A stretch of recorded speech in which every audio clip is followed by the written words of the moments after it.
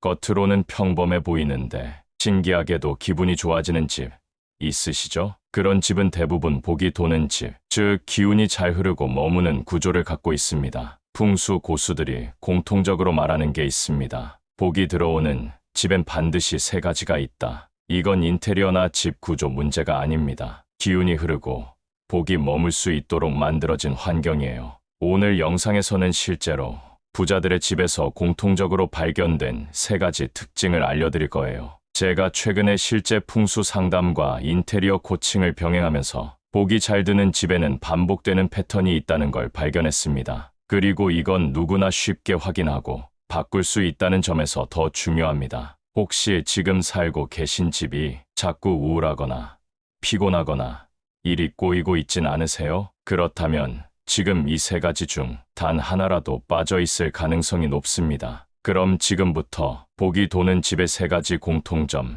하나씩 말씀드릴게요. 복이 도는 집의 첫 번째 공통점은 현관이 깨끗하게 정리되어 있다는 것입니다. 풍수에서 현관은 단순한 출입문이 아닙니다. 기운이 처음 들어오는 입구, 즉 복이 들어올 수 있는 문이 바로 현관입니다. 이 문이 어지럽거나 냄새나거나 막혀 있으면 좋은 기운은 아예 들어오지도 못하고 그냥 돌아섭니다. 실제로 많은 집을 보면요, 현관에 신발이 몇 켤레씩 나와 있거나 우편물이 쌓여 있는 경우가 많습니다. 이건 사람으로 치면 심호흡도 못하고 가슴이 답답한 상태와 같습니다. 반면에 복이 도는 집은 신발장이 깔끔하게 닫혀 있고 바닥에 여백이 있습니다. 그 집에 들어서는 순간부터 편하다, 따뜻하다는 느낌이 드는 이유가 여기에 있습니다. 풍수적으로는 현관 앞에 작은 식물이나 조명, 혹은 좋은 향이 나는 디퓨저 하나만 있어도 복이 머무는 구조가 됩니다. 특히 디퓨저나 향초는 기운을 깨끗하게 정리하고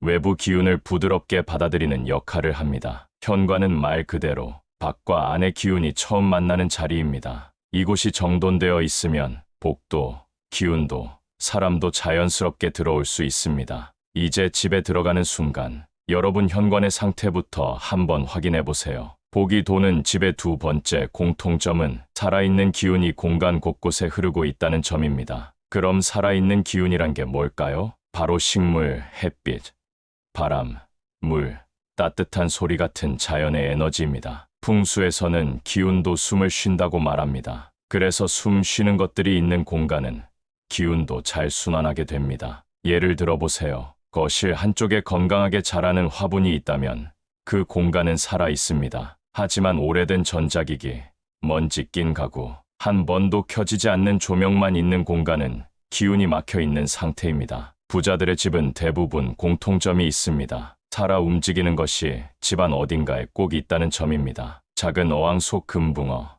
햇살 잘 드는 창가의 행운목, 창문을 열었을 때 가볍게 흘러드는 바람, 이런 것들이 모여 집안 기운을 부드럽게 순환시키고 복이 머물 수 있게 해줍니다. 특히 거실, 식탁, 창가 같은 공간에 살아있는 기운 하나만 넣어줘도 집 전체 분위기가 달라집니다. 기운이 막힌 집은 공기부터 무겁고 사람 마음도 쿵 내려앉습니다. 반대로 살아있는 기운이 있는 집은 숨이 트이고 생각도 맑아집니다. 지금 당신의 집엔 살아있는 기운이 있나요? 복이 도는 집 마지막 공통점은 여백이 있는 공간, 즉 비워진 자리가 있다는 점입니다. 집안이 아무리 고급스럽고 가구가 많아도 모든 공간이 가득 차 있으면 기운이 흐르지 않습니다. 풍수에서는 복이 앉을 자리를 만들어야 복이 온다고 말합니다. 말 그대로 복도 앉을 틈이 있어야 들어오는 거예요. 부자의 집을 보면 공통적으로 텅 빈 벽, 깔끔한 바닥,